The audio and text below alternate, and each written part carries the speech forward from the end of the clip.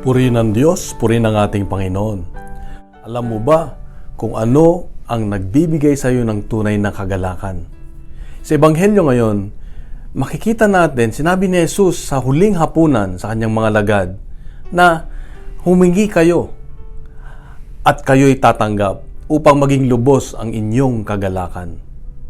Alam nyo, sa buhay natin, ang dami nating hinihingi sa buhay. Minsan hinihingi natin sasakyan, bahay, pera, mga material na bagay.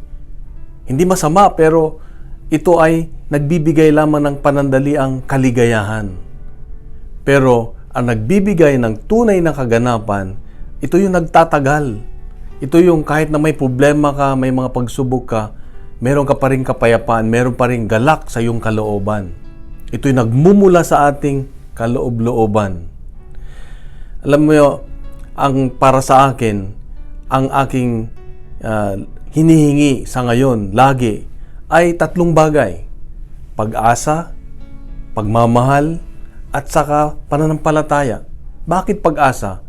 Kasi pag hinihingi mo yung pag-asa kay Lord, ay kahit anumang mga bagay na darating sa'yo, na problema, kung anuman, meron ka pa rin pag-asa.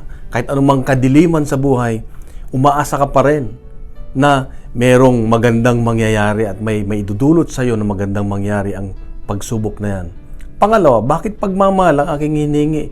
Kasi ang pagmamahal ay makakayanan kong mahalin kahit yung mga mahirap mahalin. Yung mga taong nagkasala sa akin o yung mga taong nakakasakit sa akin ay kaya ko silang patawarin. At kaya kong tanggapin sino man yung mga tao na darating sa aking buhay na walang kondisyon, kaya ko silang mahalin. Ganon din ang pananampalataya. Bakit hinihingi ko ang pananampalataya? Kasi ito yung magpapalalim sa akin, aking relasyon sa Diyos, para mas makilala ko ang Diyos. Dahil pag kilala ko ang Diyos, mas alam ko yung kanyang kalooban sa akin at ako ay magagabayan sa buhay. Pag itong bagay na ito ay aking ipinagdarasal, nagkakaroon ako ng kagalakan. Ang kagalakan na nagmumula sa Diyos. Para bang hiningi ko kay Lord na, ikaw na lang Lord.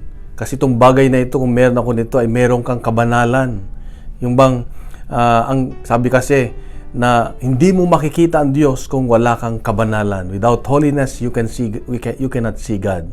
Kapatid, ano ba yung kailangang hilingin mo sa Diyos para magkaroon ka ng kaganapan? Nasa sayo yan.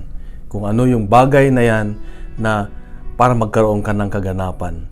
Kapatid, mahal ka ng Diyos, mahal ako ng Diyos, mahal tayo ng Diyos. Bukas muli, meron siyang magandang mensahe. Pagkalat natin ang mabuting balita at huwag ang fake news.